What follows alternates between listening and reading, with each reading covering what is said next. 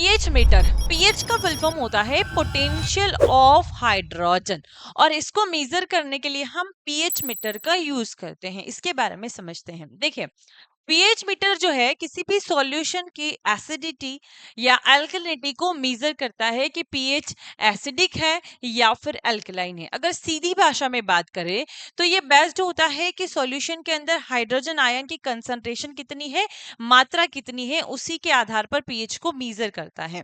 जितनी ज्यादा hydrogen ion की मात्रा होगी उतना ही सॉल्यूशन एसिडिक होगा और पीएच उतना ही कम होगा। ठीक है, तो हाइड्रोजन आयन ज्यादा, सॉल्यूशन ज्यादा एसिडिक और पीएच कम होगा।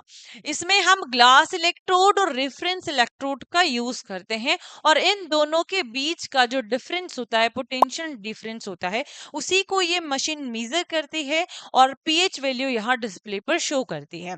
चलिए, अगर हम इसके फॉर्मूले की बात करें तो इसका फॉर्मूला यहाँ पर लिखा है माइनस लॉग हाइड्रोजन आयन। इसके पार्ट्स अगर देखें तो इसमें एक तो होती है डिस्प्ले स्क्रीन जो कि यहाँ पर आपको दिखाई दे रही है, एक होता है ग्लास इलेक्ट्रोड, एक होता है रेफरेंस इलेक्ट्रोड और एक होता है टेम्परेचर सेंसर। चलिए, इसके बारे में मैं यहाँ पर आपको समझाती हूँ। देखिए, यहाँ जो आपको दिखाई दे रहा है ये बीकर है। इस बीकर के अंदर क्या रखा हुआ है? सॉल्यूशन रखा हुआ है, सैंपल सॉल्यूशन है। एक जो आपको दिखाई दे रहा है वो है रेफरेंस इलेक्ट्रोड और एक जो दिखाई दे रहा है वो है ग्लास इलेक्ट्रोड। इसमें थोड़ी सी मार्किंग गलत हो गई है, ध्यान रखना। एक ग्लास इलेक्ट्रोड है, एक रेफरेंस इलेक्ट्रोड है और यहाँ पर ऊपर आपको दिखाई दे रहा है यह है इलेक्ट्रोड होल्डर जो कि इलेक्ट्रोड को होल्ड करके रखता है और ये यहाँ से केबल लगी हुई है जो कि डायरेक्ट इससे कनेक्टेड होती है। अब देखो, ग्लास इलेक्ट्रोड और रेफरेंस इलेक्ट्रोड में क्या डिफरेंस होता है? ग्लास इलेक्ट्रोड जो है वो मतलब अपना सिग्नल बदल सकता है क्योंकि ये क्या करता है, हाइड्रोजन आयन को मेजर करता है कि सॉल्यूशन के अंदर हाइड्रोजन आयन कितने हैं। तो जितने अधिक हैं या कम है उसके हिसाब से ये अपने सिग्नल को बदल लेता है। लेकिन जो रेफरेंस इलेक्ट्रोड होता है वो चेंज नहीं होता है, वो स्टेबल रेफरेंस पोटेंशियल प्रोवाइड कर रहा है, जिससे कि क्या होता है, क्योंकि ये स्टेबल है, ये चेंज नहीं होता है। जैसे एक स्केल का उदाहरण हम ले सकते हैं कि ये स्केल है, ये फिक्स है, अपनी वैल्यू इसने फिक्स करी हुई है, लेकिन इसकी वैल्यू, इसका सिग्नल चेंज हो सकता है क्योंकि सॉल्यूशन के अंदर हाइड्रोजन आयन कितने हैं उस पर ये डिपेंड करता है। तो इन दोनों के डिफरेंस को, इन दोनों के पोटेंशियल डिफरेंस को ये मशीन मेजर करती है और उसके बाद हमें उसकी वैल्यू यहाँ पर डिस्प्ले पर पीएच के रूप में शो करती है और बताती है कि इस सॉल्यूशन का पीएच कितना है। ठीक है, तो यही होता है पीएच मीटर। अब देखो, सबसे पहले ना इसमें कैलिब्रेशन किया जाता है, कैलिब्रेशन के बाद में फिर सैंपल का पीएच मेजर करते हैं। तो कैलिब्रेशन जब भी होता है तो सबसे पहले 4 पीएच पर होता है, फिर 7 पीएच पर होता है, फिर 10 पीएच पर होता है। मतलब कि इस पीएच का हम बफर सॉल्यूशन यूज करते हैं, उसके बाद में पहले कैलिब्रेशन करते हैं, आफ्टर कैलिब्रेशन हम फिर सैंपल सॉल्यूशन का पीएच मेजर करते हैं।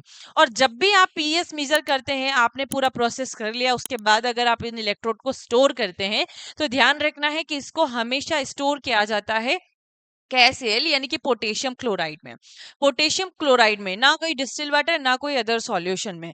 पोटेशियम क्लोराइड में इसलिए इसको रखा जाता है क्योंकि इस इलेक्ट्रोड को कभी भी सूखने नहीं देना चाहिए, ये हमेशा मॉइस्ट रहता है। अगर सूखने लग गया है तो ये खराब हो जाएगा, ये उतनी अच्छी वैल्यू नहीं दे पाएगा। और जब इसका यूज करते हैं, आपने एक बार मेजर किया तो उसको हाँ वाटर से जरूर क्लीन कर लेते हैं। क्लीन करने के बाद जब स्टोरेज करते हैं तो KCl में करते हैं।